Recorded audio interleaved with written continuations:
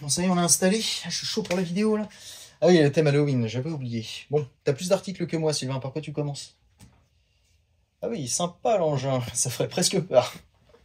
Bon, ah, c'est pas mal ce truc, tu crames un cadavre là-dedans. Non mais attends, écoute-moi. Une hache OTF, mec, ça a marché à tous les coups, d'accord? Attends, clique pas Pierre.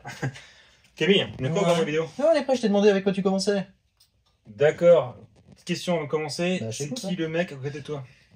Bah, c'est toi.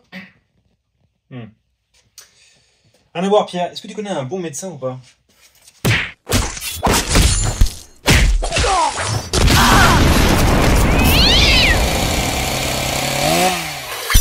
C'est bon, Camille, j'ai pris un rendez-vous. Et où la victime? Ah la Tu peux vache! annuler, il n'y aura pas de suite. Ce que je vois, ouais. À chaque fois, c'est pareil, Camille. Hein. T'as vraiment un problème avec ça, toi. Désolé. Dégueulasse. Bon, en tout cas, ce qui est sûr, Camille, c'est que c'est pas Halloween, mais plutôt Halloween.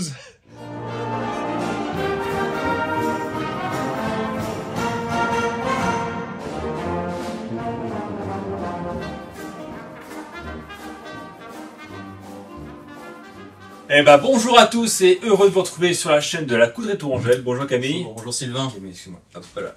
Ça y est. Voilà. Aujourd'hui, une vidéo spéciale Halloween. Non, je déconne. Pas de vidéo spéciale Halloween, d'accord? Parce qu'on fait pas cette fête. C'est une fête diable, d'accord? Non, je déconne. Mais on aime bien quand même l'ambiance d'Halloween. Et pour ça, j'ai fait une sélection de couteaux fixes pour une fois. Fini les pliants pour aujourd'hui. Fixe. Et Camille, bien sûr, ses articles bien spécifiques. C'est ça. C'est pépites. Sur rigolote. Voilà. Bon, juste ça, j'ai un petit peu peur. Hein, parce que pour l'emballage, c'est un peu compliqué. Non. Mais ça va le faire. Alors aujourd'hui, je vais vous présenter de magnifiques couteaux et on va commencer déjà avec le couteau de chez Willsteer, le Tarasco. Alors c'est pas une nouveauté, hein, c'est très connu chez Willsteer, ça fait longtemps qu'il y est au catalogue. C'est un couteau qui a été, vite fait pour la petite histoire, qui a été conçu pour le 13e RDP, donc régiment Dragon parachutiste, donc régiment des forces spéciales françaises, spécialisé dans le renseignement en milieu hostile. J'ai bien pris ma leçon, c'est marqué sur leur site, j'ai rien inventé. J'en ai un personnellement, que je n'ai pas encore testé, d'ailleurs ça va venir très prochainement. Moi j'adore le design de ce couteau, je sais Camille, toi t'es un peu moins fan du couteau, je trouve un peu pas ta pouffe. Je me trouve atrocement laid. Atrocement laid, parce que ça fera toujours plaisir à Willsteer. Ça retire rien à ses capacités parce qu'il est, il est designé avec une intention très nette et il est bien pensé, mais je le trouve laid. Bah moi je le trouve très joli justement. Vraiment, il m'a vraiment attiré, alors peut-être que j'ai des goûts de merde, ou bien le 13e RDP. Hein, d'ailleurs, on te reverra là-bas en stage, ils sont heureux de t'accueillir. Ça va bien se passer. Donc le Tarasco Willsteer, vraiment un couteau pour l'outdoor, hein, pour nous bien sûr, hein, pas parce que nous on n'est pas dans les forces spéciales, mais nous on pourra l'utiliser en tant que couteau outdoor, il a tout ce qu'il faut, hein. Vraiment j'ai envie de dire, il a la fameuse lame de 13 cm minimum, c'est ce qu'il faut au moins pour pouvoir faire un peu de bâtonnage. Une épaisseur de lame de 5 mm, donc bien résistant, je mets un peu pour la caméra. Le talon dépassant, full tank avec plat de semelle, un manche très agréable, Oui, franchement. on ne peut pas le retirer. Franchement, la prise en main était incroyable, c'est ce qui m'a convaincu d'acheter ce couteau-là. C'est très très sympathique, ça rappelle vraiment les manches Mora. On a ce confort, on sait qu'on va pouvoir travailler avec pendant des heures sans problème, sans avoir d'ampoule. Dans ma main, il n'y a aucun trou d'air. Tout vient vraiment épouser parfaitement le manche. Donc là-dessus, c'est vraiment superbe. D'ailleurs, ils ont repris le manche du Tarasco pour leur machette. Alors, je sais plus le nom, je crois que c'est la Tiger. Je me trompe. Hein. Je vois de laquelle tu parles. On mettra dans les commentaires. Je sais plus, il y en a deux et peut-être que je confonds à chaque fois. Alors, en tout cas, ici, on a le placement ici pour le Fire Steel. Donc là, il n'y a pas de problème. Hein, ça va bien gratter sans problème. Voilà. Alors, pourquoi je vous présente le Tarasco? Parce que tout le monde le connaît, c'est pas une nouveauté. Mais c'est qu'il vient en lame noire. Et qui va venir maintenant en lame Stonewash. Voilà, c'était attendu. Alors juste le petit bémol, j'en ai parlé à Willsteer d'ailleurs, c'était pour les couteaux lame noire, de mettre les biscuits noirs. Ça aurait été pas trop mal, ça aurait été logique. Voilà. Bon, ici, bon, il y a toujours ce petit côté satin. Donc voilà pour le Tarasco. Maintenant il vient en étui Kydex, c'est fini d'étui nylon. Donc étui Kydex fait par Petac, donc Pyrénétac, qui fait d'excellents étuis Kydex, vraiment très connu dans le milieu. Alors ce que j'apprécie particulièrement sur l'étui Kydex de chez Petac, en tout cas pour le Tarasco de chez Willsteer, c'est l'effet ventouse en fait de l'étui. C'est parfait. On va pouvoir le retirer de son essuie sans problème, sans s'arracher le bras, et ça j'apprécie beaucoup. Donc, voilà pour le Tarasco de chez Willsteer. Si vous voulez un couteau français, et ben foncez sur ce couteau, vous ne serez pas déçus. J'attaque, puisqu'on commence à rentrer dans la saison froide, avec un produit que tout le monde va reconnaître, puisqu'il s'agit d'une cafetière. Donc rien d'exceptionnel là-dessus, à part que c'est bien pensé, que c'est plutôt costaud, que c'est une marque prestigieuse et que c'est esthétiquement plaisant à mon avis. On est juste sur une cafetière française, à la française, tout ce qui est plus classique. Donc c'est un filtre tout bête, avec un petit effet de seringue ici, le couvercle qui va bien, et un vaisseau, une vasque toute bête, non isotherme, donc intéressante pour un certain nombre de raisons, je ne vais pas rentrer dans ces détails-là, mais non isotherme ici.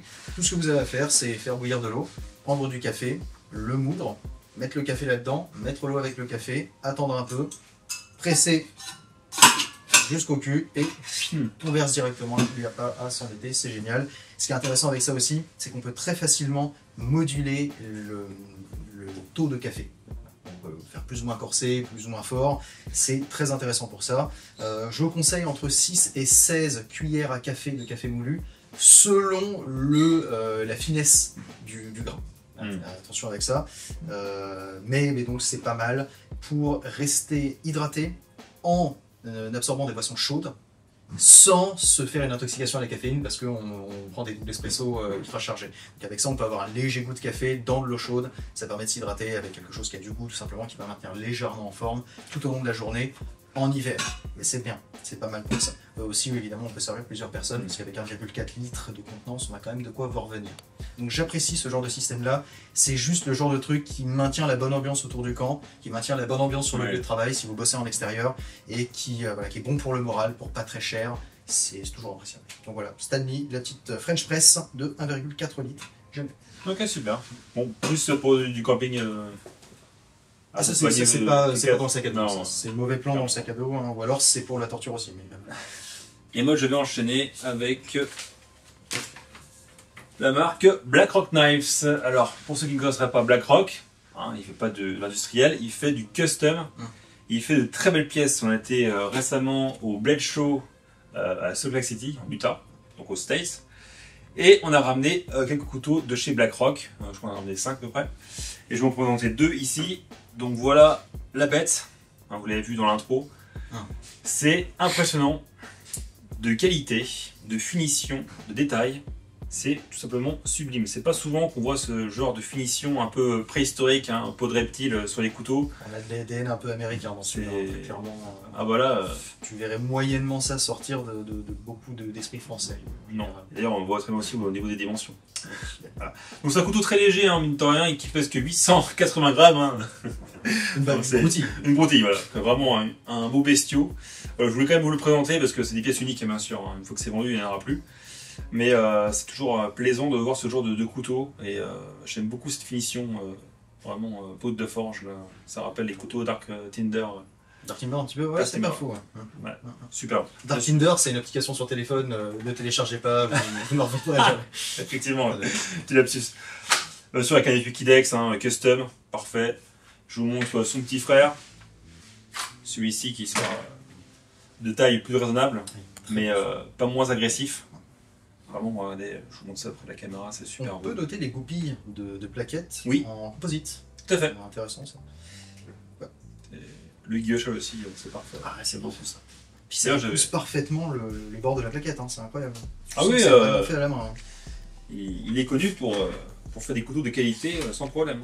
Et la géométrie de la lame qui est excellente aussi sur les deux. On est sur une géométrie parce qu'il peut sembler très très gros et très très lourd, mais vraiment sur une géométrie particulièrement fine. Ça coupe, mais de l'enfer. Ça, c'est aussi à ça qu'on reconnaît les productions artisanales, c'est que souvent les artisans prennent le temps d'affiner leur géométrie, même sur des barreaux de chaise comme ça. Et ça, c'est quand même très très appréciable. Souvent, sur les couteaux industriels, on essaie de faire un petit peu d'économie lors du processus de fabrication, d'économiser de l'abrasif, d'économiser de l'électricité, d'économiser du temps de travail, en n'affinant pas autant qu'on le devrait. Et ici, on n'a absolument pas ce défaut-là, même sur des pièces comme ça. Et ça, vraiment, je l'apprécie. Surtout en tant qu'ex-rémouleur, puisque généralement, c'est moi qui ai coupé du travail d'affinage derrière, après achat. Donc, franchement, bien foutu. Enchaînement avec quelque chose d'un peu plus simple, ni plus ni moins qu'un pot de graisse. Effectivement. Voilà. Un pot de graisse de marque Sapo, c'est un baume multicuir, pour être tout à fait exact. Quand on verra la courbe C'est sur le visionnage de la vidéo, il y aura un creux Pot de à graisse. ce moment-là. Non, mais vraiment, il faut pas négliger un bon pot de graisse pour pas cher. Oui, c'est vrai. Ça fait beaucoup de travail. Ça facilite la vie. Voilà, c'est un lubrifiant des circonstances et des challenges, n'est-ce pas et donc la graisse c'est génial. Ça c'est du beau multi-cuir. À la base c'est pensé pour du cuir. Je vais montrer à la caméra la graisse. C'est important quand même. Donc tu sais, le roi lion. Oui. Donc ouais, un pot de graisse beau multi-cuir, c'est génial. C'est 100% naturel. Il n'y a pas de produits qui vont vous donner des allergies ou je ne sais quoi là-dedans. C'est principalement à base de cire d'abeille. Ça sent extrêmement bon. Sylvain peut t'en témoigner. Ça sent bon. Ça résiste plutôt bien à la température, surtout basse, mais un peu haute aussi. Vous pouvez traiter du métal avec ça. Vous pouvez même traiter la peau, tout simplement. Vous pouvez vous en servir sur un humain ou sur un animal. Si ça marche sur du cuir mort, ça marchera sur du cuir vivant, il n'y a pas de souci. Donc c'est multifonction, c'est génial. Et en hiver, c'est super important de protéger vos lames et de vous protéger vous, de protéger votre peau, vos lèvres, etc. Et aussi de protéger vos équipements en cuir, voire même en textile. Si vous avez beaucoup de canevas ou de toile, ça peut en bénéficier aussi. C'est pas le principal produit pour ça, mais ça peut faire le taf si vous n'avez que ça. Donc un gros pot comme ça, pour pas cher, de bonne qualité, qui sent bon, c'est important. C'est fabriqué où ça? Bonne qualité, ça va être français ça. Fabriqué en France. Ah d'accord. Pour nous c'est fabriqué en Grèce. J'ai dit la blague. Je suis d'accord. Ouais. Et du coup on va passer chez North Mountain Blade. Alors North Mountain Blade, c'est la marque du moment qui vraiment impressionne beaucoup, hein, tu l'as dit. Oui, c'est quelque chose qu'on avait pu constater au SICAC, parce qu'on avait évidemment toute la longueur du stand, et on voyait la progression, le cheminement évidemment des visiteurs qui passaient d'une extrémité du stand à l'autre, et qui systématiquement s'interrompaient, s'arrêtaient sur les quelques modèles North Mountain Blades que nous avions, qui vraiment capturaient l'attention et qui captivaient tous les visiteurs de passage. Donc vraiment il y a quelque chose chez North Mountain Blades, ils ont une combinaison de modernité, de traditionnalisme et d'exécution un petit peu particulier, qui est vraiment impressionnant. Voilà, ils ont leur touche à eux. Ouais, voilà, il y a un Tu truc. fais qu'il y a un truc. Ça, tu le vois, tu le vois dans Mountain Blade, c'est signé, ça se voit tout de suite. Et on l'a vu aussi au Blade Show, le stand était bondé, il y avait toujours du monde. Et tout le monde était impressionné par leur katana. Ils ont un super katana, incroyable, là, mais super flexible et tout. Enfin, j'espère qu'on l'aura un jour. Même pas cher pour ce que c'est, hein, quand tu vois le prix d'un katana standard. Non, c'est incroyable. Ce qu'ils proposent au prix qu'ils le vendent, là c'est 190 €. Vous avez un truc magnifique. Hein. Je vous prends ça, détailler. détaillé.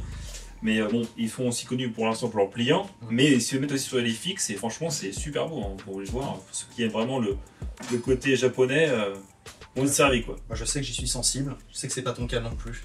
Non, c'est pas mon truc. Mais j'ai remarqué que c'était une belle pièce. C'est très joli, surtout avec, je vous montre ça plus près, le manche en G10 d'une seule pièce, hein, qui est emboîté dans la soie, vissé. Qui du coup est une construction traditionnelle. Pour info, les tantos et les katanas traditionnellement étaient une soie traversante avec une pièce de bois qui était emmanchée par-dessus. Ok. Donc ça c'est respect de la tradition et alliage de modernité comme on disait tout à l'heure. Du coup avec Zekami tout à l'heure, sur le double lame on voyait bien la séparation du Sunmai. Avec leur acier SLD Magic qui est de toute beauté. C'est magnifique. C'est magnifique. Bien sûr avec un Kinex qui vient sans problème, très bonne rétention avec l'équipation ceinture ici. Donc vite fait pour les caractéristiques, je vais survoler le truc. On sera sur une longueur de lame de 15 cm, épaisseur 5 mm, paquet en G10, 222 grammes. Voilà. Voilà que dire de ce couteau. Et encore des caractéristiques traditionnelles, parce que traditionnellement les tantos et les katanas sont des épées et des dagues particulièrement épaisses. 5 mm d'épaisseur pour la taille du couteau, c'est quand même pas mal. Oui, c'est sûr. Et on n'a pas de tanto américain, on a bien une pointe traditionnelle de tanto japonais, c'est-à-dire qu'on fait un drop point, tout simplement. Et ça, c'est vraiment appréciable. Ça dénote quand même un respect des sources d'inspiration de la marque. On n'est pas sûr, on prend un truc, on le fait bien et puis ça fait des ventes, c'est génial. Non, on respecte vraiment l'origine du produit, on respecte les techniques de fabrication, c'est quand même appréciable. Pour l'instant, je trouve que toute leur gamme, chaque modèle a été bien pensé, tu vois, a été fait avec amour, tu vois. Oui, individuel. On ressent un peu moins maintenant avec des marques, désolé, hein, mais comme par exemple CEV, je trouve que c'est vraiment l'appel, il faut de la masse. Alors c'est intéressant parce que forcément il y a du choix, mais c'est vrai que cette marque-là j'aime bien parce que vraiment ils choisissent ce qu'ils veulent faire. Puis t'as pas 50 000 versions aussi du même modèle. Celui-là, il y en a 3 pour l'instant. Oui, voilà. Après on verra, peut-être qu'ils vont faire de la masse, mais on verra. En tout cas à suivre, c'est une super marque. Leurs clients ils sont incroyables aussi, super. Donc très apprécié. C'est intéressant aussi, on s'est Ouais, pas dessus, mais bon, c'est quand même la marque du moment.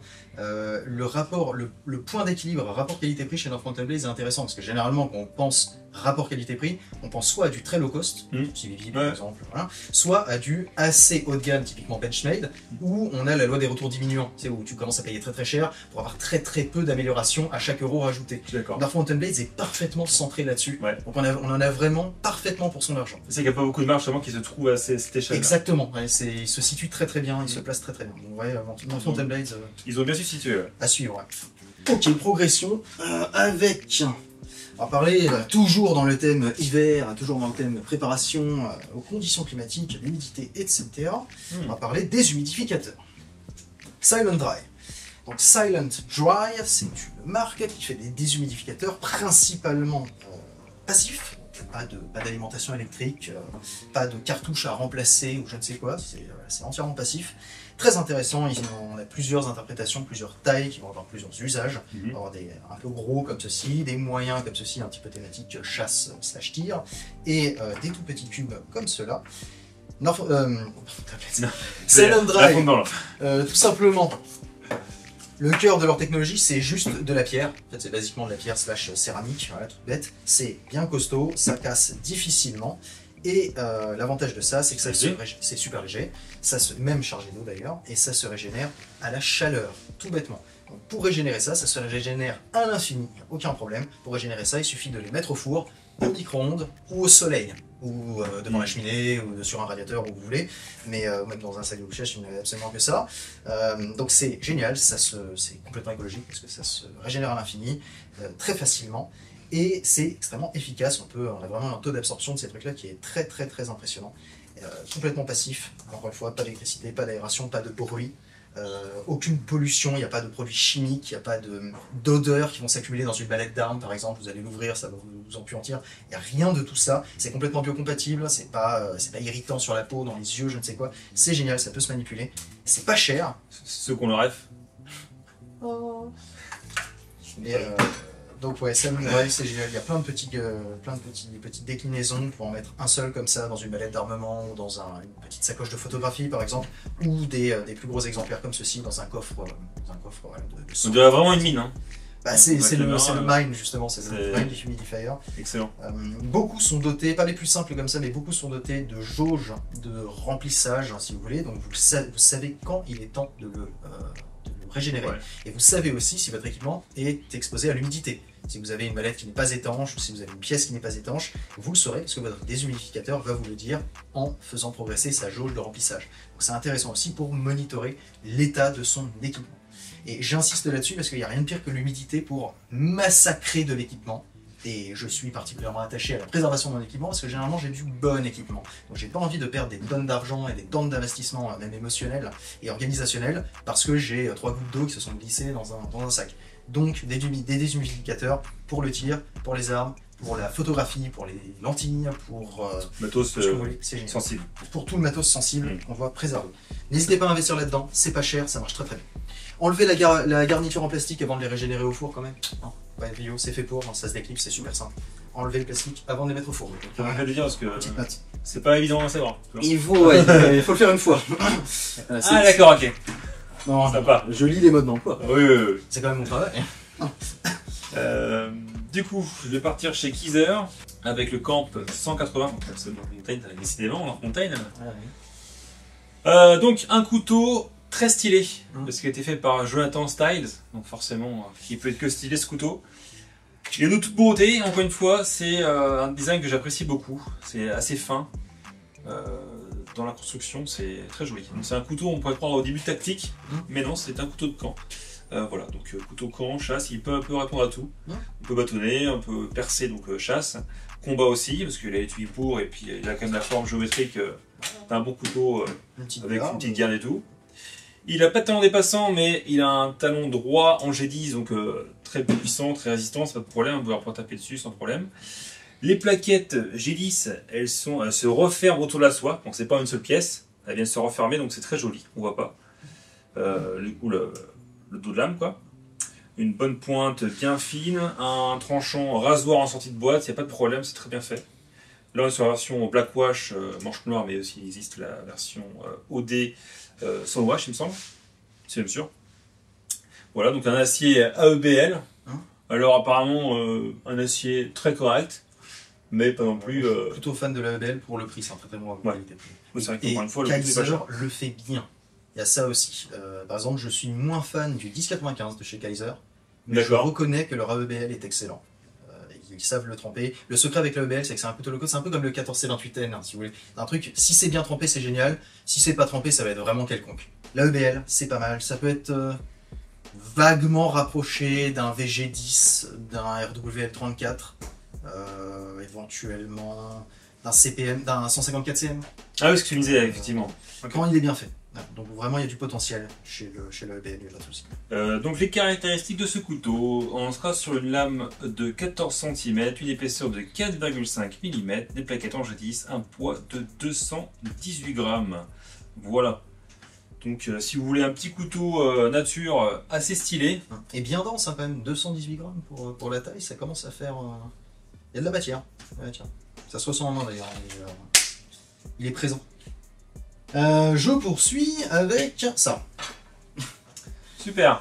C'était le bruit de Panzer allemand, c'est... Tirez. Qu'est-ce que c'est que ça? C'est un Rocket Stove, certains l'auront reconnu. Donc c'est un réchaud à granulés / bois, de matériaux naturels. Ouais. Mon DHL, c'est marrant ça. J'ai sorti des expéditions DHL. Ah, ok, d'accord.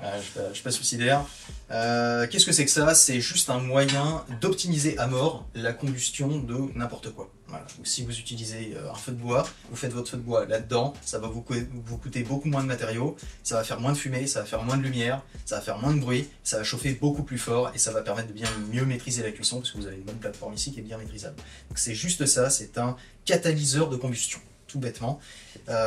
Encore une fois, moins de bruit, super important, moins de lumière, super important, et peut-être aussi moins de fumée et plus sécurisant si vous l'utilisez en milieu sec. Bon, je ne recommande pas forcément, mais si vous n'avez pas le choix, ça va éviter les projections d'étincelles, ça va éviter les feux de sol, de racines. C'est quand même intéressant de ce point de vue-là. Comment ça fonctionne? C'est tout bête, c'est une cheminée, vous mettez votre bois ici, là-dedans, il tombe au fond, ici, à l'arrière. Bien sûr que ça se voit très bien, on va essayer de faire un plan rapproché. Il y a une petite grille, évidemment, d'aération pour l'oxygène. L'oxygène rentre là, se combine avec le bois. On a le feu qui sort par le dessus et ça envoie du pâté. Très puissant. Ça sort beaucoup de BTU, c'est génial. Voilà. Ce modèle-là est évidemment takedown. Vous pouvez complètement le désassembler de A à Z. Et ça rentre dans un volume comme ça. Ça, c'est la boîte. Une fois qu'il est takedown, ça rentre là-dedans. Donc ça reste transportable en véhicule, et éventuellement dans une sacoche de moto ou je ne sais quoi, éventuellement si vous y tenez vraiment, même s'il y a des modèles un peu plus adaptés pour ça. Donc c'est takedown, c'est pas mal. Mettez pas ça dans un sac à dos, c'est pas du tout approprié, ça pèse 8 kg. Ne mettez pas ça dans un sac à dos, c'est idiot. Mais pour du car camping, c'est pas mal. Et même dans le jardin, pour s'amuser avec les gamins. Voilà. Si les gamins aiment bien faire moi j'étais un peu comme ça, j'aime bien faire des petits feux de camp dans le jardin. Quand j'étais gamin, s'ils le font là-dedans... Mais Baptiste, qu'est-ce que tu fais? Enfin, Baptiste. C'est Baptiste. Voilà. Quoi donc c'est pas mal, ça sécurise, c'est intéressant. Et ça économise le combustible aussi, parce que le bois, c'est pas non plus gratuit, même de nos jours. Voilà.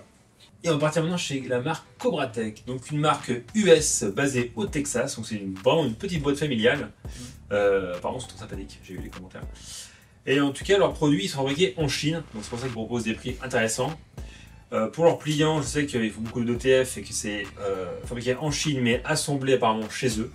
Pour le FIG, je sais pas, je suis pas au courant de ça. En tout cas, je sais que ce couteau m'a tapé dans l'œil. C'est le Backcountry, donc c'est un couteau destiné pour l'outdoor qui va vraiment respecter les trucs classiques, hein. Une lame drop point avec une belle épaisseur de lame de je crois 5 mm largement, ça se voit d'ailleurs. Un talon dépassant, bref, une petite garde. Voilà. Il n'a vraiment rien d'incroyable au niveau design, hein. C'est assez simple. Par contre, c'est très bien fait. C'est ça. On peut le voir, les plaquettes, c'est super propre. Alors, même le talon ici, il y a un petit recurve ici, et c'est tout propre, c'est bien poli. C'est un truc qu'on entend souvent, c'est les talons dépassants. Si t'as pas le petit décroché comme ça te rentre dans la paume. Si tu fais des coupes à la volée notamment ou des coupes en force, ça te rentre dans la paume, ça fait une ampoule. Là, c'est pas le cas. Vraiment, c'est super avec l'étui, des Surkidex, un petit passant en cuir. Passant en cuir. Oui, c'est un passant en cuir en ceinture. 3 vis. Aussi, ça c'est un détail, c'est un détail à la con, mais 3 Ouais, vis c'est- pour tenir le passant. Hein D'habitude, t'en as que 2, t'en perds une, t'es dans la merde. Là, t'en perds une, c'est moins grave, tu peux finir la sortie. C'est bien pensé. T'as lu pour les détails quand même. Ouais, ça, je le sais parce que ça m'arrive. Quand tu rentres de balade, t'as perdu une vis. Les caractéristiques de ce couteau. On sera sur un acier 14C28N, donc un très bon acier, rien à dire là-dessus. Il a fait ses preuves. Longueur totale du couteau 23,5 cm, longueur de lame 11 cm, épaisseur 5 mm, donc une belle baramine. Plaquette 11G10 et un poids de 235 grammes. Voilà pour ce magnifique couteau. Oui, j'ajoute quelque chose parce que je viens de le remarquer. Hein. J'ai encore jamais eu en main plus de 30 secondes celui-là. Vous avez qu'il y a du chanfreinage ici? Oui. Pour le pouce. C'est dingue, ça on l'a pas mentionné. Regardez les gars. Je suis pas sûr que ça va se voir ici, mais là, les arêtes ici sont cassées. Il y a du chanfreinage là où on pose le pouce pour les coupes en force. C'est dingue ça, j'ai jamais vu ça sur une lame. Du comme ça chanfreiner de manière sélective pour avoir un dos de lame quand même acéré, mais être clément sur le pouce. Ça c'est dingue aussi. Ça, il y a des petits détails, ça, les mecs ils ont la bien. Cobra-Tech à surveiller aussi, hein, il y a des bonnes idées. Donc là, on remarque du coup 3 petites choses. Du coup, effectivement, le chanfreinage ici pour la pose du pouce pour justement que ce soit plus agréable.